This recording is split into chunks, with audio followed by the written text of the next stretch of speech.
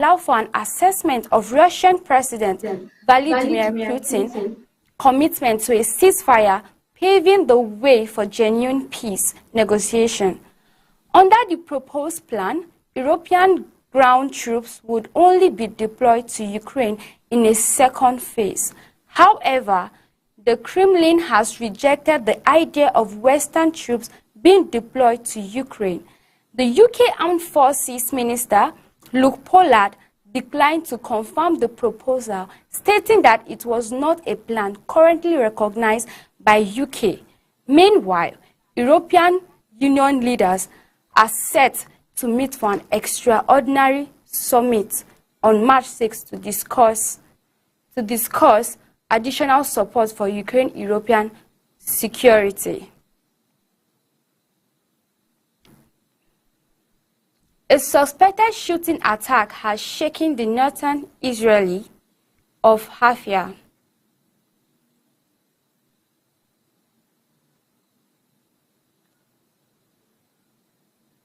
The UK Armed Forces Minister, Luke Pollard, declined to confirm the proposal, stating that it was not a plan currently recognized by the UK. Meanwhile, European Union leaders are set to meet for an extraordinary summit on March 6 to discuss additional support for Ukraine. European security guarantees and funding for European defense.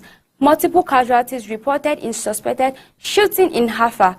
A suspected shooting attack has shaken the northern Israeli city of Haifa, leaving multiple casualties in its wake. According to Israeli police, the incident occurred on Monday, with Israel Ambulance Service reporting 6 people wounded in critical condition. This developing story comes amid ongoing tensions in the region. Haifa has been the site of previous conflict, including the 1947 Haifa oil refinery massacre, which resulted in the death of 39 to 41 Jewish workers and 49 injuries. And as the situation continues to unfold, the authorities urge citizens to remain vigilant and cooperative.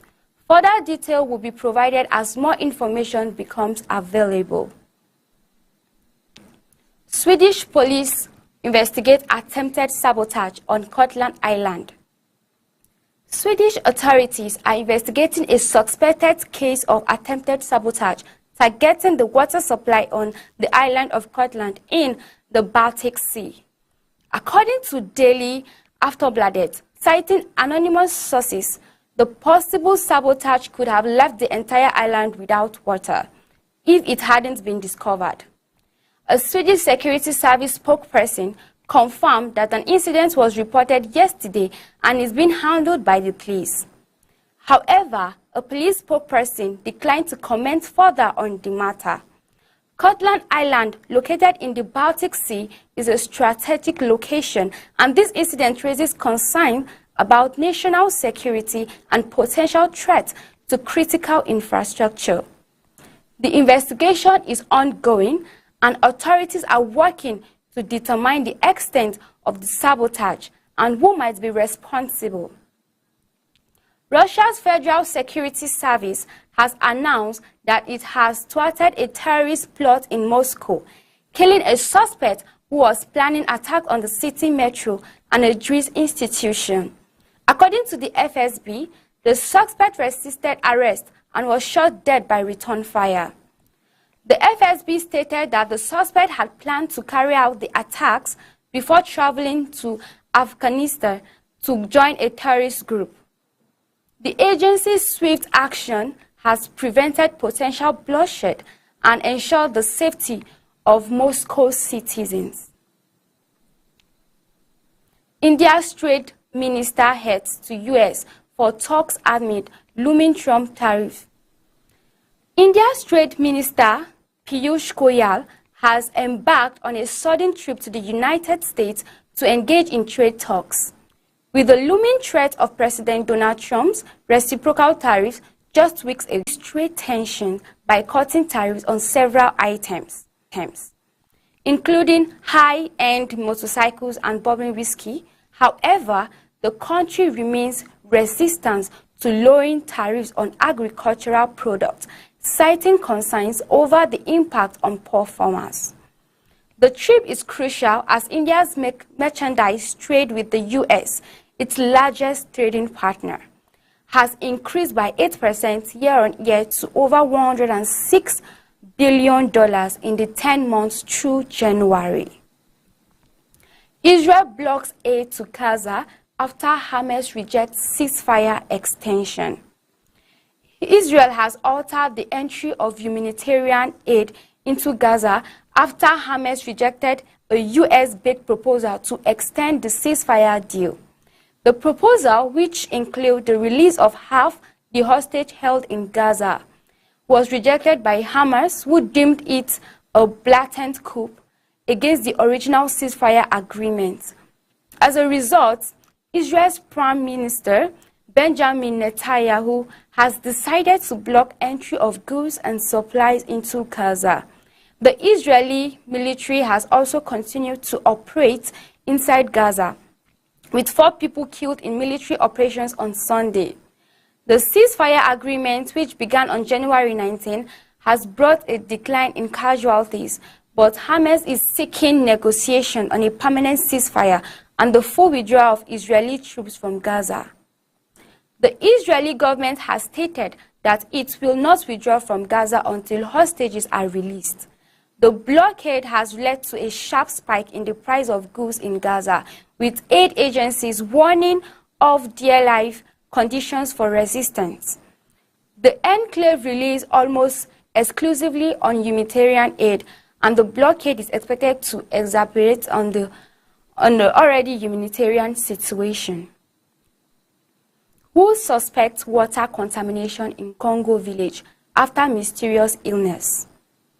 The World Health Organization has announced that water contamination is suspected in one of the villages in northwestern Congo affected by a mysterious illness that has killed at least 60 people.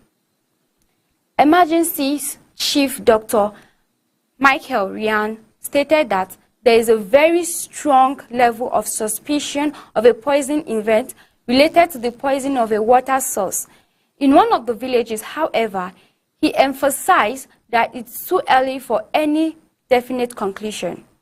The illness, which was first detected in late January, has affected over 1,000 people in 5 villages in Congo. Symptoms include fever, body ache, chill, sweating, stiff neck, running or bleeding nose, cough, vomiting, and diarrhea. Health officials have been hindered by the remote location of the affected villages and the high rate of malaria in the region, making it difficult to determine the cause of the illness. The WHO is working with local authorities to investigate the cause of the illness and provide medical assistance to those affected. Morocco asks citizens to skip sheep slaughter on Eid al-Adha due to drought.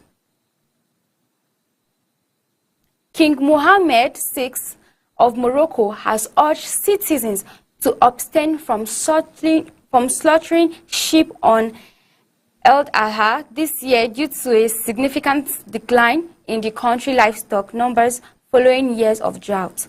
The king's request, read on state TV, cited the country's commitment to enabling citizens to fulfill the religious rights while considering the economic challenges facing Morocco. The country's cattle and sheep herds have decreased by 38% since the last census 9 years ago. The drought has led to a lack of pasture for livestock, resulting in higher meat prices and increased imports.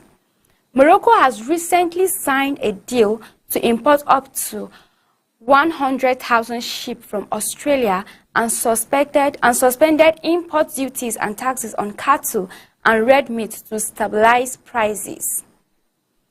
The Eid al-Adha, which commemorates the willingness of Ibrahim to sacrifice his son, typically involves the slaughter of sheep or goats with the meat shared among family and donated to the poor.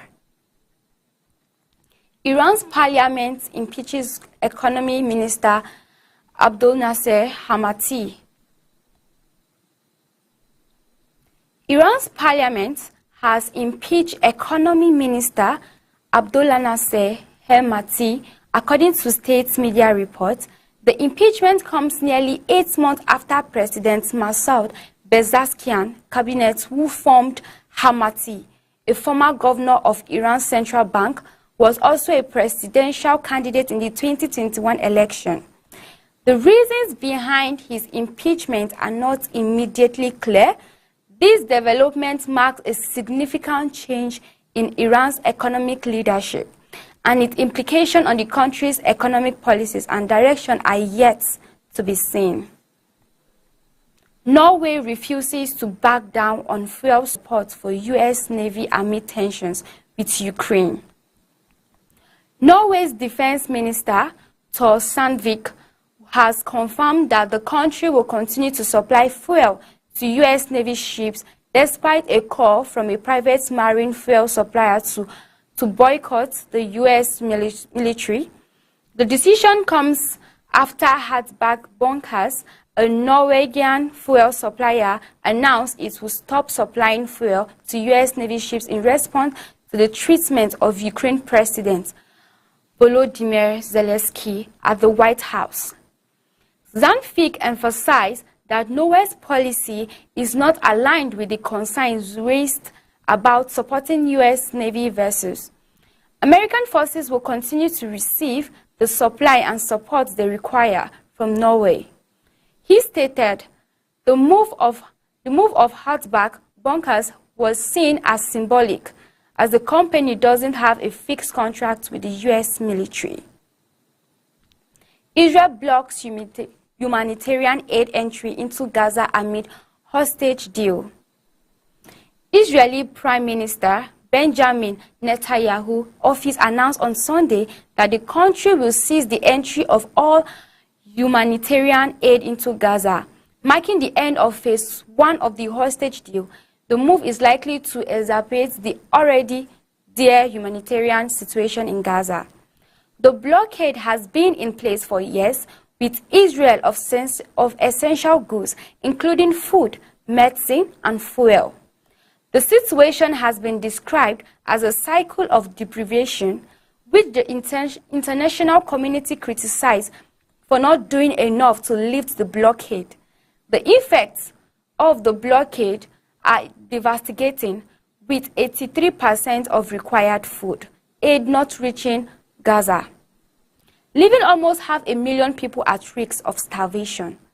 The lack of aid has also led to a drastic fall in the availability of essential items, including insulin. 65% of the required insulin is not available in Gaza.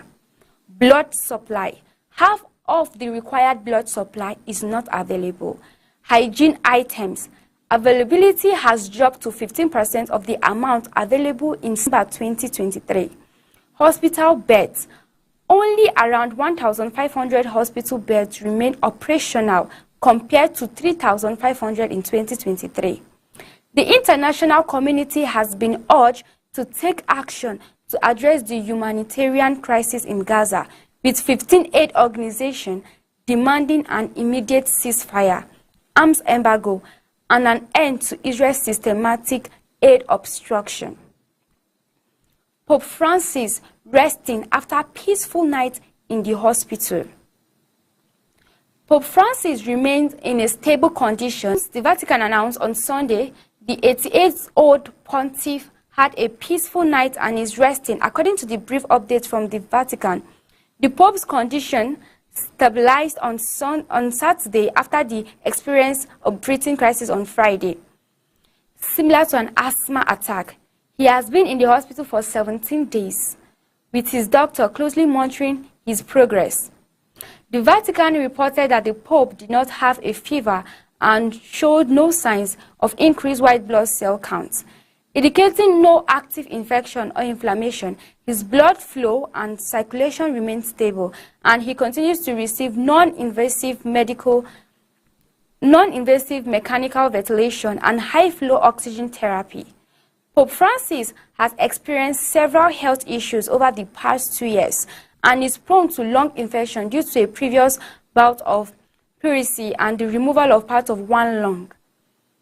His doctors have not provided a timeline for his treatment of recovery. For the third consecutive week, the Pope will not lead the Sunday prayer with pilgrims, and the text of the prayer will be published instead. That's all on today's world news. Some TV is a 24-hour TV station. We are live every day. You can also follow us on Facebook as Some TV and on YouTube as Some TV.